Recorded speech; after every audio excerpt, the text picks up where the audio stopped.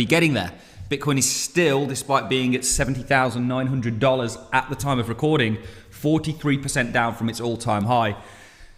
And I think when you tackle the cryptocurrency markets as an investor, as a trader, whatever it may be, you need to allow for nuances. This is a new, very volatile asset class that a lot of the kind of risk profiles you'd apply to traditional markets don't here.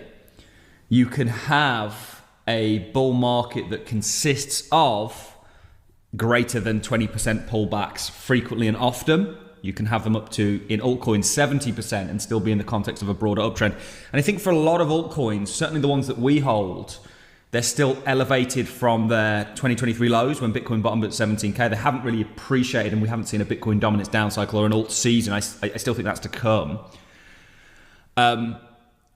But a lot of altcoins are either elevated, like the ones we hold, which proves we're in the right tokens, or if you look at AVAX, some of these others, they've actually gone to 2023 cycle lows. So I think this is a good flush out in the sense that where these tokens are today is at key support. And actually, I think we could be looking at an interesting week ahead, which we're going to be covering with you in this daily market update, as we do have inflation data out for the US. This is relevant to monetary policy, which is relevant to assets.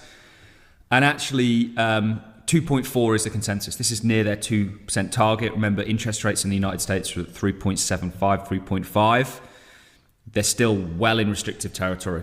And I think there's been a lack of a business cycle, which we had interesting data on this week, and an alt season related to that due to monetary policy. So it's all back to Bitcoin. For me, that means that this kind of winter that's now being called